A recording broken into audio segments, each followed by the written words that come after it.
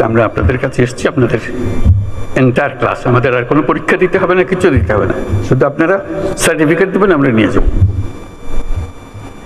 তা আমি তাদের কাছে বিনয়ের সুরে বললাম যে এটা আমাদের দেশের জন্য করেছি, আমরা তো দিয়ে দেবো না এদেরকে এই দেশের কাজ করার জন্য দেবো, তবে আমাদের শুধু নিজেদের পরীক্ষা করার জন্য 2 জন কি 3 জন দেবো, যাতে আমরা দেখি ওরা কীরকম কাজ করে, আপনাদের পাল্লায় এরা উঁচু স্তরে না নিচু স্তরে, কোন স্তরে।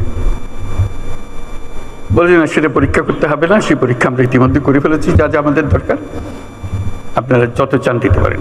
তা আমি ছবি নিয়ে বললাম যে এই 2 জন 3 জনের বেশি আমরা দেবো না, এখন ভবিষ্যতে যদি আমাদের সামর্থ্য হয় দেবো। তো এটাতে খুব আনন্দ উপভোগ করলাম যে আমরা যেটা বাংলাদেশের জন্য করছি সেটা ইউকে তো তার একটা ডিমান্ড আছে, চাহিদা আছে, আমরা দরখাস্ত নিয়ে ঘুরছি না, তারা আমাদের কাছে আসছে। কিছুদিন পরে দেখে জাপান থেকে আরেক ডেলিগেশন, তারা আমাদের নার্স চায়, সবাইকে চায়।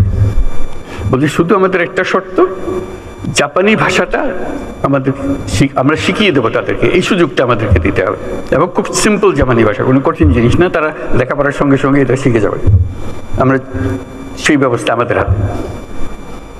একই জবাব দিলাম, ধন্যবাদ। আমরা অনেক বিশ্ববিদ্যালয় করি বাংলাদেশে, কথায় কথায় বিশ্ববিদ্যালয় খুলে ফেলছি আমরা। এত বিশ্ববিদ্যালয় যখন আছে, বিশ্ববিদ্যালয়ের সঙ্গে একটা করে নার্সিং কলেজ যোগ করে দেন, অন্তত মেয়েগুলো ছেলেগুলো যারা শিখবে দেশেরও কাজে লাগবে, সঙ্গে সঙ্গে আন্তর্জাতিক ক্ষেত্রে এই চাহিদা কোনোদিন অফুরন্ত চাহিদা। তাও চিন্তাটা কিসের আমাদের চিন্তার দোষ, কপালের দোষ, তা না হলে আমরা পারছি না করা, অন্তত আদর করে নিয়ে যেতে চাচ্ছে। তারপরে দেখলাম আরেক চাহিদা, এই আমাদের এই ছোট্ট জায়গাতে, ছোট অনুষ্ঠান কাজের মধ্যে কেয়ার গিভার, আপনারা সবাই জানেন, কিচ্ছু না, 6 মাসের ট্রেনিং। 6 মাসের ট্রেনিং দিলে জাপান হাজারে হাজারে নিয়ে যাবে, ইউরোপ হাজারে হাজারে নিয়ে যাবে, শুধু 6 মাসের ট্রেনিং। আমরা পারছি না কেন? আমরা স্বাস্থ্য মন্ত্রণালয় এমন এক জিনিস বানিয়েছি যেটা যখনই বসে সবাই দুঃখে ভরে যায়, কিভাবে সিস্টেমটা চলছে বা চলছে না। আপনারাও দুঃখ করেন, আমরাও দুঃখ করি, কাঠামোগতভাবে এমন এক জিনিস, এটা বুঝতে পারি না এটার থেকে উদ্ধারের উপায় কি।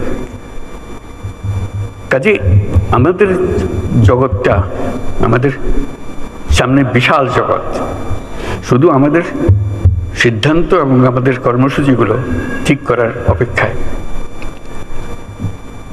এই যে এত বড় সুযোগ আমাদের আছে এবং এগুলো বাস্তবায়ন হবে, এটা নিয়ে আমার চিন্তা নেই। এই তারুণ্য আমাদের আছে, এই মেয়েরাও আছে আমাদের, এই প্রাকৃতিক সুযোগগুলো আমাদের আছে। আমাদের সবচেয়ে বড় সমস্যা দুর্নীতি, সব শেষ করে দিয়েছে।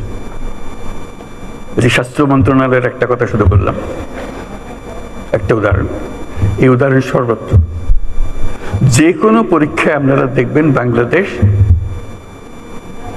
দুর্নীতির তালিকায় সর্বনিম্নে। সততা বলে আমাদের আর কোনো জিনিস নাই, শৃঙ্খলা বলতে আমাদের আর কোনো জিনিস নাই। কাজে এই দুর্নীতি থেকে বার না হলে এই কোনোটাই হবে না। আমরা আজকে অ্যাডমিনিস্ট্রেটিভ সার্ভিসেসের সমিতির সম্মেলনে এসেছি। কাজে এই দুর্নীতি এবং এটা ছাড়া, এটার থেকে উদ্ধার পাওয়া ছাড়া বাংলাদেশের কোনো গতি নাই। এটার থেকে বের হতেই হবে আমাদের। আর সব কথা আপনি বাদ রেখে দেন, আমরা সব বুঝি, এটার থেকে বেরোতে হবে। এটার থেকে আমরা কেউ মুক্ত হতে পারছি না,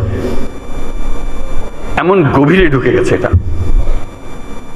এবং আমরা যত বক্তৃতাই করি, এটা অসার বক্তৃতা।